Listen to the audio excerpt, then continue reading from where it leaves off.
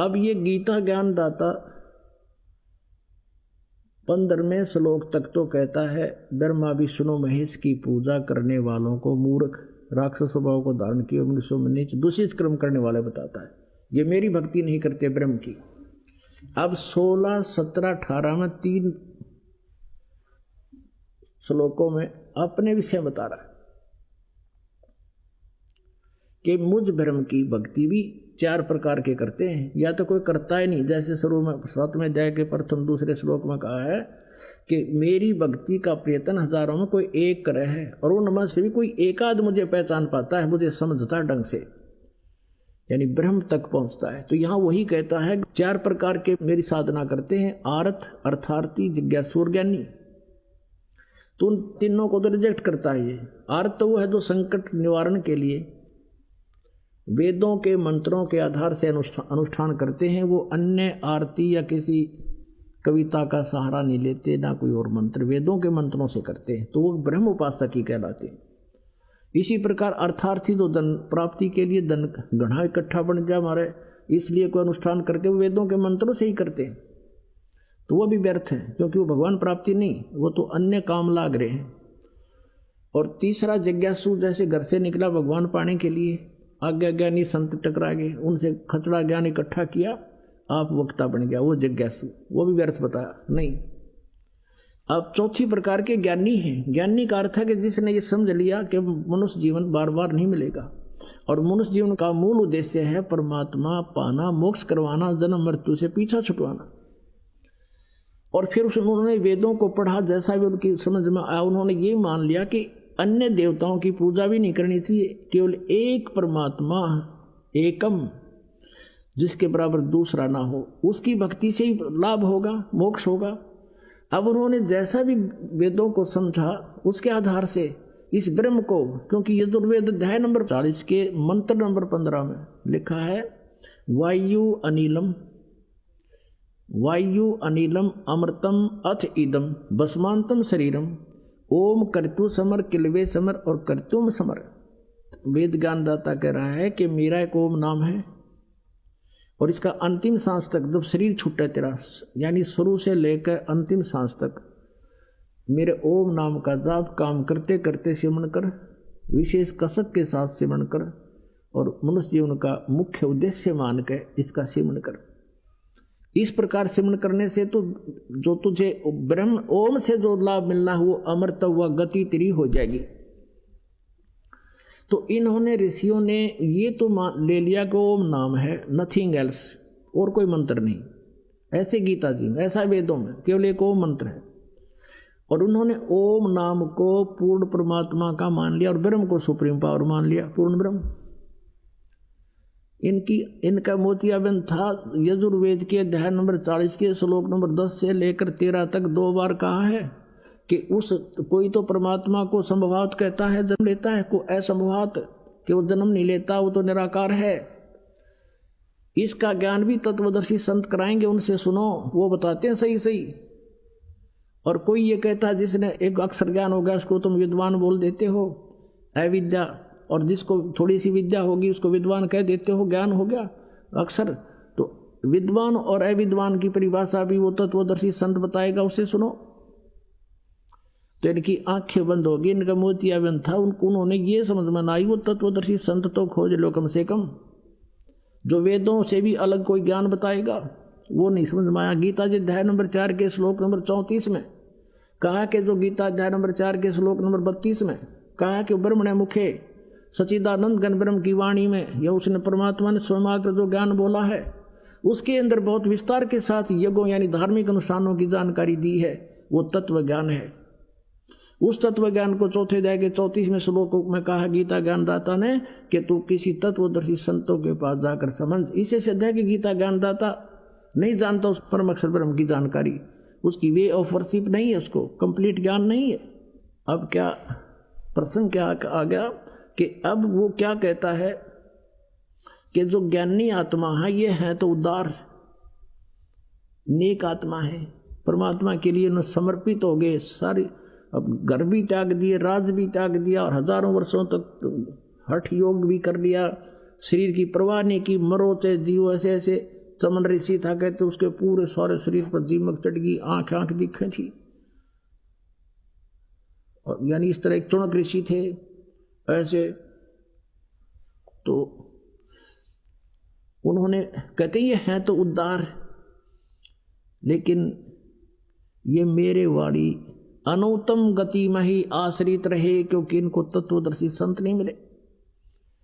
अब देखो यहाँ उन्होंने किस तरह नाश करे, अनर्थ किए अर्थों के। देखना श्रीमद् भगवत गीता।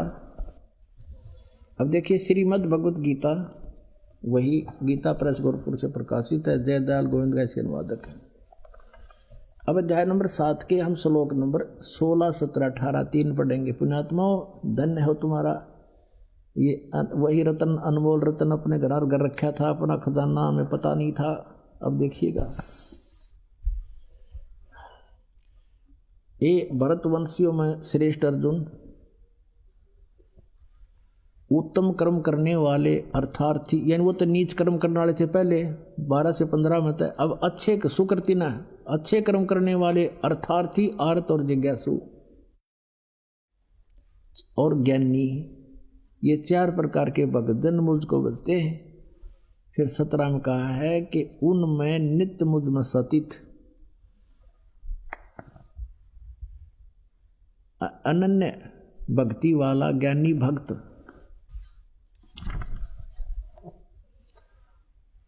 अति उत्तम है, क्योंकि मुझको तत्व से जानने वाले ज्ञानी को मैं अत्यंत प्रिय हूँ और वह ज्ञानी मुझे अत्यंत प्रिय है। अब देखो 18वें में क्या कहा है कि जो चौथे प्रकार के वो मुझे अच्छे लगते हैं, क्योंकि वो अन्य देवी देवताओं की पूजा नहीं करते, वो मेरी साधना कर रहे हैं। उदारा सर्वे एव एते ज्ञानी तु आत्मा एव मे मतम आस्थित सही युक्तात्मा माम एव अनुतमाम गतिम। 18वां श्लोक। इन्होंने क्या अनुवाद किया है, वे सभी उदार हैं, परंतु ज्ञानी तो साक्षात मेरा स्वरूप ही है। यह मेरा मत है। गीता ज्ञान तत्व कहता है ये मेरा मत है।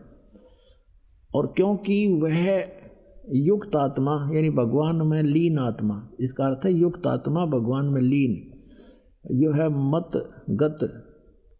मतगत मन बुद्धि वाला ज्ञानी भक्त अति उत्तम अनुतमाम तरह के जो अनुतमाम यानी कति अति उत्तम कर दिया, लिखना था अति अनुतम अश्रेष्ठ घटिया वेरी बैड गति रूप मुझ में ही आस्थित अच्छी प्रकार आस्थित है।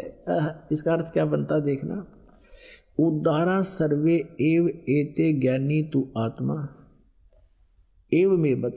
मेरे मत के अनुसार, यह मेरा मत है कि सभी ज्ञानी आत्मा, ये ज्ञानी आत्मा हैं तो सर्व की सब बड़ी उदार हैं, भगवान के लिए समर्पित हैं। आस्थित से ही युक्त आत्मा, ये आस्थित माने ये आश्रित हैं। माम एव अनुतमाम गतिम मेरी अति घटिया अनुगति में ये मुझ में ही आस्थित हैं, क्योंकि इनको तत्वदर्शी संत नहीं मिला। युक्त आत्मा भगवान में लगी हुई आत्मा, ये माम एवं अनुतमाम गतिम, माम माने मेरी। ये इन्होंने क्या किया है, ये सभी उदार हैं परंतु ज्ञानी तो मेरी आत्मा, ये मेरा मत है। क्योंकि वह मन बुद्धि वाला युक्त आत्मा करता होता, भगवान में लगी हुई आत्मा अति गति स्वरूप अति उत्तम लिख दिया है तरह के, और मुझ में ही आस्थित हैं। ये कहते हैं अति अनुत्तम गति है मेरी और उसमें ही ये लगे हुए हैं, ये है तो अच्छी आत्मा। अब इसका उदाहरण देते हैं आपको। पुण्यात्माओं, श्रीमद् भगवत गीता का ज्ञान ये काल दे रहा है। गीता के अध्याय नंबर 4 के श्लोक नंबर 5 और 9 में, अध्याय नंबर 2 के श्लोक नंबर 12 में, अध्याय नंबर 10 के श्लोक नंबर 2 में ये स्पष्ट कहता है कि मेरा जन्म और मृत्यु होता है, तेरी भी होती है मेरी भी होती है, तू नहीं जानता मैं जानता हूँ, मेरे जन्म और कर्म अलौकिक है। इससे सिद्ध है कि गीता ज्ञानदाता नासवान है, इसकी जन्म मृत्यु होती है।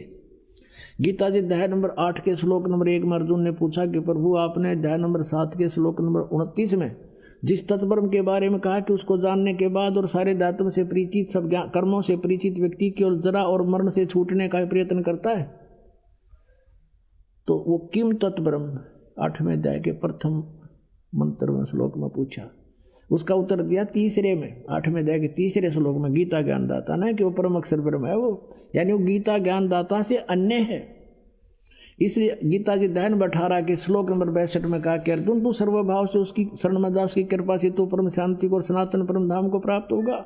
गीता जी अध्याय नंबर 15 के श्लोक नंबर 1 से लेकर 4 में और 16-17 में बताया है कि उल्टा लटका हुआ संसार रूपी वृक्ष है, ऊपर को जड़ पूर्ण परमात्मा, नीचे को तीनों गुण रूपी शाखा है। और जो शांति सभी इस संसार रूपी वृक्ष के सभी विभाग बता देगा, सर पुरुष कौन है, अक्षर पुरुष कौन है और परम अक्षर पुरुष ब्रह्म कौन है, शाखा क्या, पत्ते क्या है, सवेदवित वो तत्वदर्शी संत है। उसके पश्चात परमेश्वर के उस परम पद की खोज करनी चाहिए। 15वें अध्याय के 4थे श्लोक में कहा है कि जहां जाने के बाद साधक फिर लौटकर कभी संसार में नहीं आते हैं, उनका पूर्ण मोक्ष हो जाता है। अपने बारे में 8वें अध्याय के 5वें और 7वें श्लोक में कहा कि मेरे में मन वाला हो, मेरे में भावित रहे, मुझे प्राप्त होगा। युद्ध भी करना पड़ेगा, युद्ध भी कर, मेरा सिमरण भी कर। इससे सिद्ध है कि इसमें परम शांति नहीं हो सकती। जहाँ युद्ध का रोल है वहाँ शांति नाम की चीज़ नहीं, और जहाँ जन्म और मृत्यु है वहाँ शांति नहीं। और फिर वो परम धाम कहाँ हुआ, जा जाने के बाद वापस नहीं आते, तो वो परमात्मा अन्य है। इसलिए ये कहता है कि मेरी जो गति है वो अनुत्तम है। 7वें अध्याय के 18वें श्लोक में मेरे ओम से जो मिलने वाली गति है। 8वें अध्याय के 13वें श्लोक में कहता ओम इति एकाक्षरम, ओम इति एकाक्षरम ब्रह्म वहरण माम अनुसमन यह प्रयाति तदन देहम सयाति परमाम गतिम। ये देखिएगा अब 13वें श्लोक में है। यहाँ संस्कृत भी पढ़ लेंगे क्योंकि देवनागरी लिपि है। ओम इति एकाक्षरम, जैसे शिव पुराण में आपने कहा था, काल कह रहा था ब्रह्मा और विष्णु को कि ये एक ओम, यह एक अक्षर है मेरा, सब इनसे मिलकर ओम इति एकाक्षरम ब्रह्म व्यवहारण माम अनुसमरण ये प्रयाति तदंदेहम सयाति परमाम गतिम। मुझ ब्रह्म का, माम ब्रह्म, मुझ ब्रह्म का केवल एक ओम, यह एक अक्षर है, नथिंग एल्स। हरे कृष्ण हरे राम राधे श्याम सीताराम दिखाई दो किधर गीता में, मूर्ख बना रहे दुनिया ने। यह प्रयाति तदंदेहम, जो शरीर छोड़कर जाते समय तक इसका जाप करता है, सयाति परमाम गतिम, यानी ओम से मिलने वाली जो परम गति है वो ब्रह्मलोक है। और ब्रह्मलोक में गए हुए प्राणी भी वापस आते हैं। ये देखिए ये 8वें अध्याय का ये 16वां श्लोक है। हे अर्जुन, ब्रह्मलोक पर्यंत सभी पुनरावृत्ति में है, ब्रह्मलोक पर्यंत सब लोग पुनरावृत्ति में है। यह देखिएगा पुनरावृत्ति का अर्थ है जिनको प्राप्त होके फिर पीछे संसार में आना पड़े, यानी पूर्ण मोक्ष नहीं हुआ। और यहाँ इन्होंने अनुवाद गलत कर दिया, किंतु यह 8वें अध्याय के 16वें श्लोक का ये अर्जुन ब्रह्मलोक पर्यंत ओम का जाप करने वाला ब्रह्म का साधक है, ब्रह्मलोक में चला जाता है। ब्रह्मलोक पर्यंत सब लोग पुनरावृत्ति में है, वहाँ जाने के बाद भी वापस आते हैं पूर्ण क्षीण होने पर। यहाँ इन्होंने अनुवाद कर दिया कि हे कुंती पुत्र, मुझको प्राप्त होकर पुनर्जन्म नहीं होता। ये अगर ये सच्चा है तो फिर ये क्या होगा। गीता जी अध्याय नंबर 4 का श्लोक नंबर 5 और 9 आए है। ये देखिएगा अध्याय नंबर 4 का और श्लोक नंबर 5 है ये 5, ये यहाँ आ जाता है इसका उत्तर अनुवाद। हे परंतम अर्जुन, मेरे और तेरे बहुत से जन्म हो चुके हैं, उनको तू नहीं जानता, मैं जानता हूँ। इसे सिद्ध है कि गीता ज्ञानदाता कहता मेरे जन्म मृत्यु होते। 4थे अध्याय का 9वां श्लोक है। हे अर्जुन, मेरे जन्म और कर्म दिव्य हैं, निर्मल और अलौकिक हैं, दिव्य हैं, अलौकिक है। अब दूसरे अध्याय के 12वें श्लोक में, ये अध्याय नंबर 2 का और श्लोक नंबर 12, न तो ऐसा ही है कि मैं किसी काल में ना था और न ही अथवा तू नहीं था या राजा लोग नहीं थे, और ऐसा भी नहीं है कि इससे आगे हम सब नहीं रहेंगे। अब 10वें अध्याय के दूसरे श्लोक में देखिएगा, 10वें अध्याय के दूसरे श्लोक में ये कहता मेरी उत्पत्ति को है। ये देखिएगा 10वें अध्याय का ये दूसरा श्लोक, मेरी उत्पत्ति को, ये लीला से प्रकट होने को न देवता लोग जानते हैं और न महर्षि जन जानते हैं, क्योंकि मैं सब प्रकार से देवताओं और महर्षियों का आदि कारण हूँ, या ये मेरे से जन्मे हैं, इनसे जन्म, सबका जन्म मेरे से हुआ है, इसलिए ये मेरी उत्पत्ति को नहीं जानते। ये कहना 8वें अध्याय के 16वें श्लोक में कि मुझे प्राप्त होकर पुनर्जन्म नहीं होता, ये अनुवाद गलत है इनका।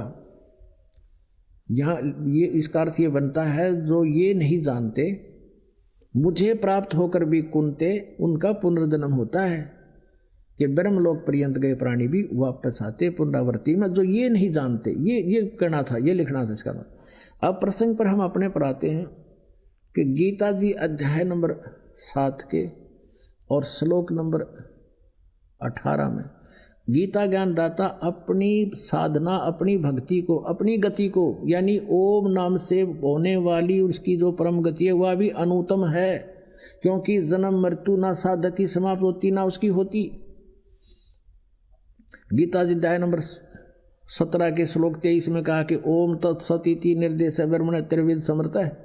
वो सचिदानंद घन ब्रह्म के पाने का 3 मंत्र के जाप का निर्देश है, नथिंग एल्स। ओम तब्रह्म का, सरपुरुष का, तत् और सत्य सांकेतिक के कोड वर्ण ये दास जानता है, इसके अतिरिक्त कोई नहीं जानता इस पृथ्वी पर। या मुझसे प्राप्त होकर कोई अपने आप गुरु बन बैठेगा, वो महापराधी है परमात्मा का, और उनको डबोएगा जो उससे ऊपर उपदेश प्राप्त लेंगे, क्योंकि वो अधिकारी नहीं है।